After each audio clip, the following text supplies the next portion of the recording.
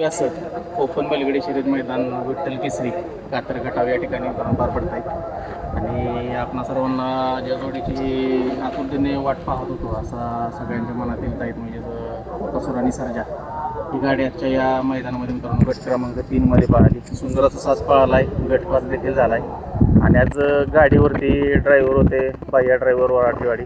पाया ड्रायव्हर आपल्याबरोबर. ड्रायव्हर नमस्कार. काय सांगाल आज या बैलगाडी शर्यत क्षेत्रामध्ये म्हणायला गेलं तर 13 देशातील लोक किंवा जेवढे पण प्रेक्षक बघतात त्या सगळ्यांची इच्छा होती की बकासूर सर्जा गाडी पुन्हा एकदा पळावी. ती गाडी आज पळाली आणि त्याचा ड्रायव्हर आज तुम्ही होता की तुम्हाला त्याच गाडी चालवायचा मान मिळाला. काय सांगाल? कधी नशिबात म्हणजे असं वाटलं नव्हतं की लिहिलं असेल की बकासूर सर्जा आपल्याला कधी गाडी हाणायला मिळेल म्हणून. आणि बैलगाडी क्षेत्रातली A1 जोडी म्हणजे बकासूर सर्जा म्हणून ओळखली जाते. त्या गाडीचं आज चालवाय भेटली ही खूप माझं नशीब मी मानतो. ज्यावेळेस तुम्हाला समजलं की आज गाडी बसायची त्यावेळेस काय आनंद होता मनामध्ये? मनामध्ये म्हणजे एक वेगळ्या प्रकारची भीती जरी म्हणलं तरी चालेल की आज एवढी मोठी गाडी आणि एवढा मोठा विश्वास आपल्यावर टाकला आहे, तो विश्वास सार्थकी लागतोय का अशी खूप मनात म्हणजे शंका कुशंका होत्या. काय झालं म्हणजे आता ही गाडी पळवायची कोण तुम्हाला पुन्हा आला किंवा काय कसं झालं तुम्ही? ही गाडी पळवण्यासाठी बैलगाडी क्षेत्रातील परीस म्हणलं तरी चालेल. म्हणजे जिथं हात लावलं तिथं सोनं करणारा माणूस डॉक्टर बल्लाळ सरांचा फोन आलता मला की एक माझी गाडी आहे आणि तुला उद्याच्याला कातर खटावच्या मैदान हाणायची. म्हणली पावते निघल्यावरती मी सांगतो तुला गाडी कुठं लागेल म्हणून. आणि त्याच्यानंतरनं त्यांनी स्वप्नील सनसला फोन केला. मग स्वप्नील शेटने मला फोन आला, म्हणले डॉक्टरांचा फोन झाला का? हो म्हणलं झाला आहे. म्हणलं गाडी हाणायला सांगितली तुम्हाला. मी म्हटलं कुठली गाडी आहे? मला काही सांगितलं नव्हतं त्यांनी की बाबा ही गाडी आहे म्हणून. मला स्वप्नील शेटने सांगितलं आपल्या पोपटरावचं नियोजन झाले आणि उद्याच्याला ती गाडी हाणायची या. मग मी म्हटलं चालेल काय नाही अडचण. म्हणजे पोपटराव कंटिन्यू मी बैल हाणलेला आहे त्यामुळं मग त्यावेळेस मला काय वाटलं नाही. पण ज्यावेळेस मला रात्री पावती निघल्यावरती फोन आला की अशी अशी 3 नंबर गटात गाडी आहे आणि डॉक्टरनी दोघांनी कॉन्फरन्सला घेतलं मला. आणि कॉन्फरन्सवरती डॉक्टर म्हणले गाडी कोणाच्याही सांगितलं की म्हणलं स्वप्नील शेट मग तुम्ही तर काय मला सांगितलं नाही म्हणलं. स्वप्नील शेटने मला सांगितलं की पोपटरावचं नियोजन झाले आणि तुला गाडी हाणायची उद्याच्याला. मी त्यांना ठीक आहे म्हणले तुला सांगितलं गाडी कोणती आहे ती? म्हणलं नाही सांगितलं. मग त्यावेळी डॉक्टरांनी मला सांगितलं रात्री 9 वाजता. बैलगाडा शर्यत क्षेत्रातले महारथी यांच्या स्पीडबद्दल सला सांगा. कशी गाडी पळाली गटाला, काय कशी स्पीड आहे दोघांची? गाडी दोन्ही बैलांचं स्पीड एक वेगळं आहे. सगळ्यांच्या मनात होतं की त्या 8 नंबर तासावरची गाडी ही पुढं पळत होती. पण मला कॉन्फिडन्स होता की किती गाडी कोणती जरी पुढं पळाली तर ही दोन्ही बैल वेगाचा शेवट म्हणून ओळखली जाते. किंवा बकासूर झाला, सर्जा झाला, टॉपचं स्पीड आहे बैलांना दोन्ही पण. आता बघायला गेलं तर म्हणजे या मैदानात येणारे असेल किंवा जिथं जिथं त्याला 13 देशात 14 देशात बघितलं जाते तिथं आज सगळ्यांचं लक्ष या गाडीकडे होतं. त्या गाडी ड्रायव्हर तुम्ही होता, आता शंभू बाई आहेत. कुठंतरी आता एवढी मोठी गाडी चालवायला भेटणं म्हणजे आता संधी अशी वारंवार येत नाही. त्या संधीचं सोनं करावं लागलं. गटाला जर बघितलं तर तुम्ही सुंदर अशी गाडी पळवली. कसं वाटलं असं पळताना? नाही, खूप सुंदर अशी गाडी पळती आणि प्रत्यक्ष आपण कधी गाडी हाणली नव्हती बकासूर. आज फर्स्ट टाइम गाडी त्या दिवशी सर्जाची गाडी मी पेडगावला मारली होती. बॅड लक गाडी फॉल झाली. पण खरंच म्हणजे जी म्हणतात ना की वेगाचा शेवट सर्जा, खरंच त्या बैलांना टॉपची स्पीड आहे दोन्ही नंदींना. त्यामुळे गाडी सुंदर पळते. या क्षेत्रात तुम्ही कधीपासून? आता मी तसा माझा नाद खूप जुना आहे. म्हणजे बंदीच्या आधीपासून मी ह्या क्षेत्रात आहे. पण एक चालक म्हणून मी बंदी चालूनंतर झाल्यानंतर 1 वर्षाने म्हणजे मी आज 6 वर्ष ह्या क्षेत्रात आहे. आणि मग अशी शंभूदादांना म्हटलं की बाहेर आमचा पूर्ण विश्वास आहे तो होता तारा या क्षेत्राचा. कारण त्याच्याकडे हात चप्पल एकदम आहे. काय सांगशील एवढा विश्वास आहे? नाही, माझ्यावर अभिजित भाई यांनी असो किंवा शंभूने असो किंवा स्वप्नील शेट सनज असो किंवा बैलगाडी क्षेत्रातील मी परीस म्हणतोय की हात लावलं तिथं सोनं करणारा माणूस की अनेक बैलांना जीवदान दिले. माझ्या समोरच्या गोष्टी येत्या किंवा काय त्या माणसांनी माझ्या एवढा विश्वास मोठा विश्वास टाकला की तो विश्वास माझ्याकडून सार्थकी लागाव हा माझा 100% प्रयत्न आहे. भैया थोडंसं तुमच्याविषयी लोकांना कळू द्या. भैया तुमचं नाव काय? माझं नाव आकाश शिंदे. गाव कुठलं आहे? गाव हनुमंतवाडी, तालुका तालुका फलटण. या शहरी क्षेत्रामध्ये सुरुवात कशी झाली म्हणजे काय कसं आलाय? शर्यत क्षेत्रामध्ये म्हणजे एक माझा वैयक्तिक स्वतःचा घरचा खोंड होता आणि एक माझ्या मित्राचा खोंड होता.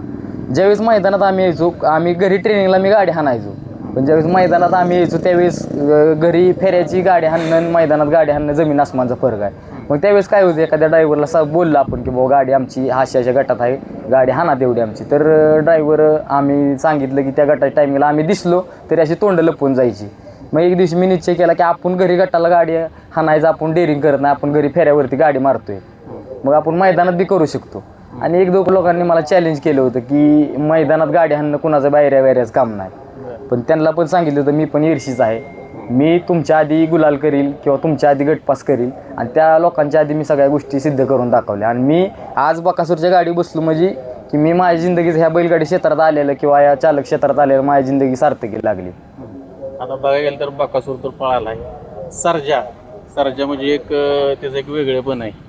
आणि दिवसेंदिवस तुम्हाला माहीत असेल तो प्रत्येक वेळेस असू द्या, बाई असू द्या, शंभू असू द्या, ते त्याच्यावरती एवढा जीव लावतात, पण तिचं सार्थक कुठंतरी करत असतो. बऱ्याच वेळा हार जीत होत राहते, पण कायम त्यांना पाठिंबा आहे. सर्जाच्या पळाविषयी काय सांगाल? सर्जा खरंच, सर्जाला जो शब्द वापरला वेगात शिव, ते खरंच तो त्याच्यासाठी खरा शब्द आहे. काय जाणवत असं सज्जा पळताना असं नक्की काय एवढं स्पीड 200 फुटात त्याला म्हटलं जातं की बादशाह? मी खरंच ऐकलं होतं, म्हणजे बऱ्याच लोकांकडून ऐकलं होतं, बैल मागं जरी पळत असला तरी पुढच्या 200 फुटात बैल रबरासारखा लांबून निकाल घेतो. सुनील मोरेंच्या तोंडातनं बी कितीतरी वेळा शब्द निघतो की मी येळगावकरांच्या बाजेचं नाव घेतो. तर खरंच त्या बैलामध्ये तसं 100% गट्स आहेत. म्हणजे शेवटच्या गाडी मागं पळू द्या, आज बी गाडी मागं पळू ती, पण शेवटच्या 200 फुटात बैल गाडी ओढून नेतोय का तर नेतोय. त्याचं एक ती वेगळेपण आहे, तो प्रत्येक वेळी ते सिद्ध करत आला आहे की आता एवढे मोठे समालोचक, एवढा अनुभव आहे, त्यांनी सुरुवातीपासून आजपर्यंत सगळी जुनी नवी सगळी बैलं बघितली. त्या बैलाबरोबर उपाधी द्यायचं म्हणजे ते असं हलक्यात काम नाही, तो सिद्ध करून दाखवते प्रत्येक वेळेस. नाही, त्याच्यात ती गट्स आहेत 100%. आता त्याच्याबरोबर पळालाय बकासूर. त्या बैलगाडी शर्यतीमध्ये कधी असं कोणाला वाटलं नव्हतं की गावठी बैल पळतील किंवा काय होईल, पण त्या देवा बैलांना आज इथपर्यंत नाव केलंय. आणि सर्जाचा एक भाऊ म्हणून त्याच्याकडे बघितलं जातं. या क्षेत्रामध्ये त्याला बैलगाडी क्षेत्राचा देव म्हणून त्याला उपाधी मिळाली, 12 वेळ हिंदकेसरीचा मान मिळवला. काय सांगाल त्याच्याविषयी? नाही, बकासुरा बैल खरंच म्हणजे एक त्या बैलाने वेगळं विक्रम करून ठेवलेला आहे इथं. आणि तो शर्यत क्षेत्रात पूर्णपणे वेगळा बैल आहे की त्या बैलाची आजपर्यंत पण त्या बैलाची कोण जागा घेतली नाही आणि इथून पुढं पण घेऊ शकत नाही असा बैल आहे. शंभू दादा काय सांगाल? नाही, शांत संयमी गाडा मालक, त्यांच्यात ते गट्स आहेत. ड्रायव्हरबद्दल काय सांगशील? आज खऱ्या अर्थानं सुंदर अशी गाडी पळवली. नाही, गाडी म्हणजे जसं म्हणजे मी अपेक्षा केली ती तसं सर्जाला जरा 2-3 गोष्टी. सर्जाला जास्त मारावं लागत नाही, सर्जाला फक्त डोक्याने हाणावं.